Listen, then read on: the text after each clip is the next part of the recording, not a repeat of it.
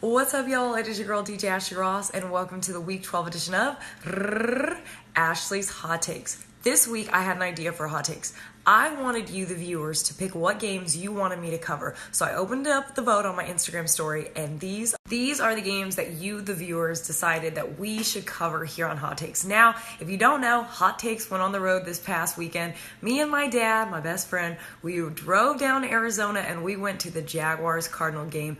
What an experience. We go on and on about how amazing the trip was, but I'll just give you the summary. We get to Arizona. Our hotel was right next to this major mall that feeds into like a hockey stadium, a baseball stadium, and the football stadium. And it's all within walking distance. It was a great location. Plus, there were so many good eateries. We ended up going to this donut place, had these fresh hot donuts, super delicious. Now let's go to Sunday. We're in our gear. I'm rocking my Fred Taylor. My dad's rocking the David Garrard. We're walking down. There were so many Jaguar fans. I was legitimately shocked. And it was so cool because you had the Fred Taylor jerseys, you had a lot of MJD, Maurice Jones-Drew, and then you had Leonard Fournette. So it was kind of cool because I got to see all these like Jaguar running backs from different eras. I'm kind of a nerd like that. So I thought it was really cool. And we powwow with some Jaguar fans ahead of time. Now we walk to the stadium. I was really excited because from the outside, the stadium looked really new. So we end up going in the stadium. It was amazing. And it was indoors. The day wasn't so hot, but it was just nice to be cool, air conditioned, great stadium. We walk into the stadium, we get our seats, great seats, shout out to my dad, and the Jaguars, they start warming up, the Cardinals, they start warming up, and it's about game time, ready to go. They had a great display. Michael Phelps was beating the drum. It was just a great energy. Now the game starts. Here are some of my key takeaways from the game. Number one, Blake Bortles looks as sorry in person as he does on TV. Now, not only was his play bad, but what I didn't like was after plays, he would go to the bench, and every time, and I watched this for a couple plays, he would literally go to the bench and show no emotion. Now, I'm not saying you have to be getting in guys' faces and cussing everybody out, but as a leader, as a quarterback, there should be some kind of emotion being generated, especially when you're getting sacked and when you're not converting third downs. So there was none of that going on. Now let's move to the defense. I really enjoyed watching them in person. They are all that they were hyped up to be. The only thing that bothered me was I would have liked to see a little bit more pressure on Blaine Gabbert because his MO is that he doesn't like pressure. So I would have liked them to get after him a bit more. I will give credit to where credit is due. Arizona played one heck of a game, and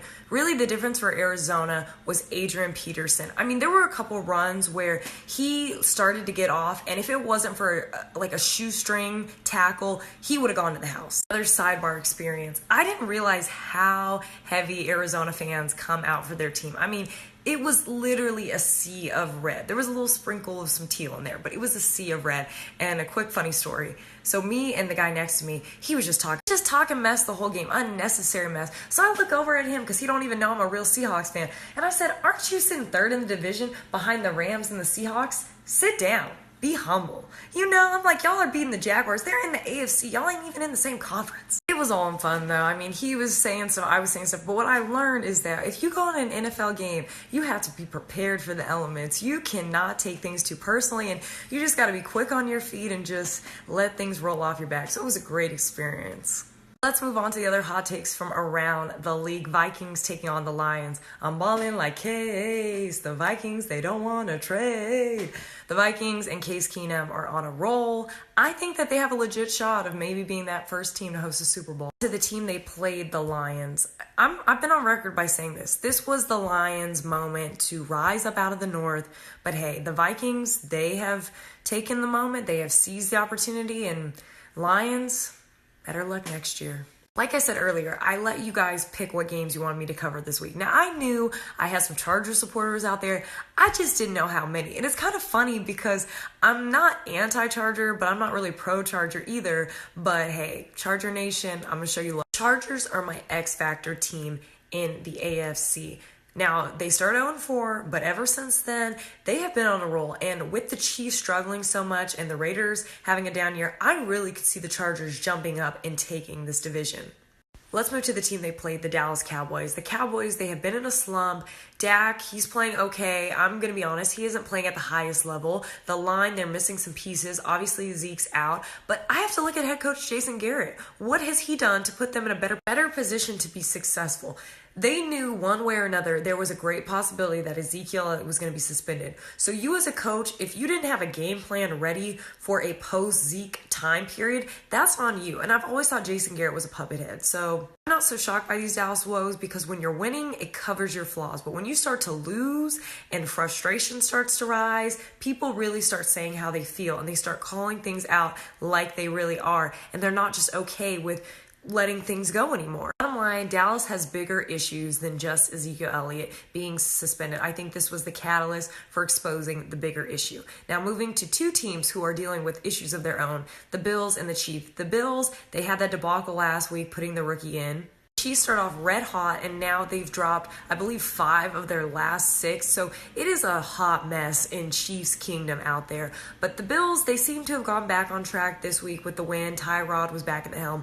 But the Chiefs, man, I don't know what has happened. I actually do know what's happened. They have eliminated the run game. Kareem Hunt, team said, look, we are going to force Alex Smith. If he's having this MVP season, we are going to make him get it done with his arm. And he just has not had the same production as he did in those early games. Another thing, your quarterback cannot be your leading rusher. Yesterday, Alex Smith was the Chiefs' leading rusher. Kareem Hunt had 11 carries for 17 yards. That is 1.5 yards a carry. That is not going to get it done. So the Chiefs, they really need to figure something out. Now, a team that really looks like they have figured it out, the Atlanta Falcons, they took on the Tampa Bay Buccaneers. A bit of an NFC South battle going down in Atlanta. Julio to the rescue, 250 yards, 2 touchdowns. The Falcons are balling and they're peaking at the right time. You know, they had a very slow start, but now they're slowly but surely peaking. It's going to be interesting to see what the Saints do, how they come off of this loss to the Rams. So Atlanta, they are not dead in the water just yet. Let's go Patriots, Dolphins. I'm not even really going to break down this game. You know what it is. Tom Brady, 4 touchdowns. Doing what he does. Now, I know everybody is on Mr. Winsylvania, once in a lifetime, but I think Tom Brady is a strong MVP candidate. Since I already brought him up, let's talk about Carson Wentz. He took on the Bears yesterday. They demolished the Bears. Great win for them. Have the best record in football. I still am not completely sold. Like, I'm at probably 85% of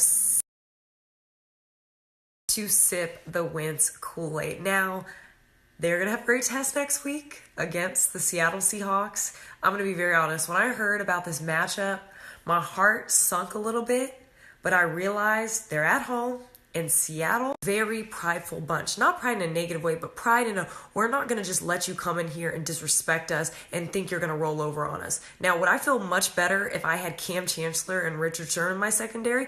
Absolutely. But I still think Seattle has enough to get the job. That is going to be a matchup to watch. Now, back to the Sunday games, you had the Panthers taking on the Jets. Shout out to the Jets because to me, they are my defy the odds team. They have at least been competitive in games. So shout out to them for not just completely crashing. And Todd Bowles. I really like Todd Bowles. Now to the team they played, the Panthers. The Panthers, they've kind of always been known for their flashiness, their dabbing, they're giving the balls to the kid. They had a lot of pomp and circumstance. But recently, they've just been quietly going about it, getting wins for this Panthers team. And to the team, who I'm happy they got a win this week. If we lost to the 49ers, I don't know what I would do with myself. The Seattle Seahawks beating the 49ers. The only good thing to come out of this game for 49er fans was the Jimmy Garoppolo era has officially started.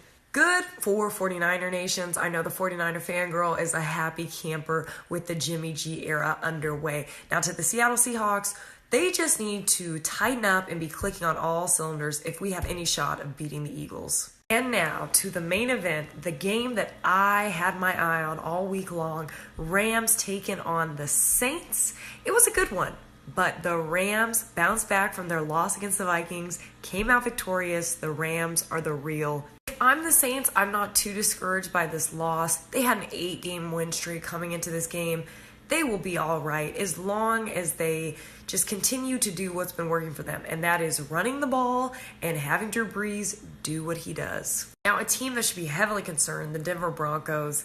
You know I had to get into chain gang. I personally am on record. I love a good NFL scuffle, but this scuffle is so corny to me for 2 reasons. Number one, Aqib, why are you snatching people's chains in the game? Aqib, he is a different type of dude. Now, to Crabtree, he didn't really want the fight. You could tell. he knew he was probably getting ejected. If I know I'm getting ejected, I'm punching you out just for the respect, because people already think receivers are soft. So I'm definitely laying you out because, first of all, last year, he stole your chain and you didn't do anything. This time, he tried to steal your chain again. And then what made this worse this time, Crabtree had taken his helmet off. Aqib tried to cold clock him without a helmet. The best thing about this whole thing was Marshawn Lynch being the peacemaker, escorting Talib past the Raider bench.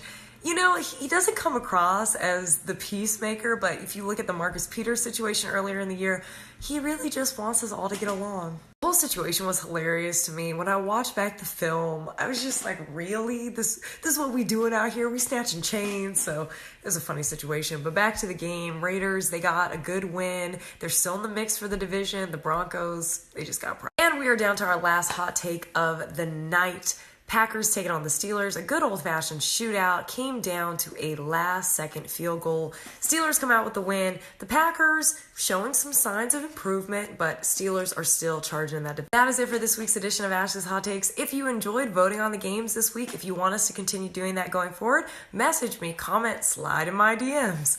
Just let me know. Thank you so much for watching, and keep watching. Same hot takes, same place next week.